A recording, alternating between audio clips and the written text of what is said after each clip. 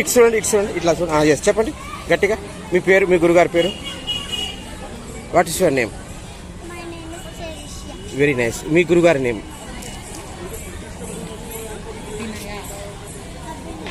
అచ్చా. మీరు ఏ క్లాస్ చదువుతున్నారు? అచ్చా, ఓకే. ఏ పాట మీద మీరు డ్యాన్స్ చేయడం జరిగింది? Very nice. డ్యాన్స్లో మీరు ఏ డ్యాన్స్ చేయగలుగుతారు? కూచిపూడి, ఇంకా భరతనాట్యం, వెస్టర్న్?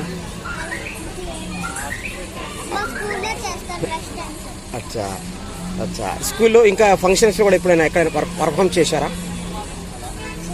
అచ్చా, ఓకే. మీ డ్రీమ్ ఏంది? మీ గోల్ ఏంది? మీరు పెద్దగా ఏమవ్వాలనుకుంటున్నారు? Very nice. సింగింగ్ వస్తుందా మీకు? పాటలు పాడడం వస్తుందా? ఎస్. కొంచెం ఒక చిన్న పాట పాడండి. టీవీలో వేస్తాం, అందరు చూస్తారు. ఒక చిన్న పాట, హాఫ్ మినిట్.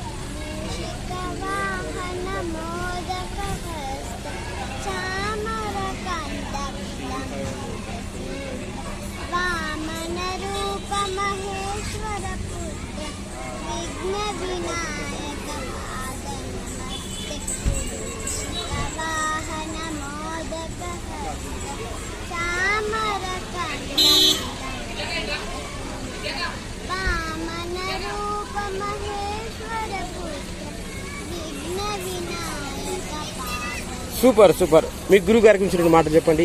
ఏ విధంగా ఇస్తున్నారు ట్రైనింగ్? మీకు కోఆపరేట్ ఎలా చేస్తున్నారు గురుగారు? చెప్పండి ఒక మాట. బాగా చేస్తున్నారు?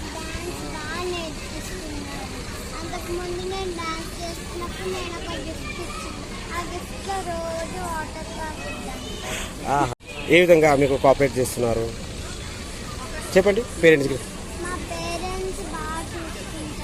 Very nice.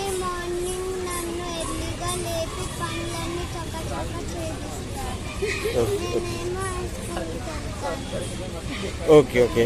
క్లాస్లో మీరు లాస్ట్ క్లాస్లో ఏ గ్రేడ్లో పాస్ అయ్యారు మీరు? ఫస్ట్ క్లాస్లో పాస్ అయ్యారా? సెకండ్ క్లాస్లో? Very nice.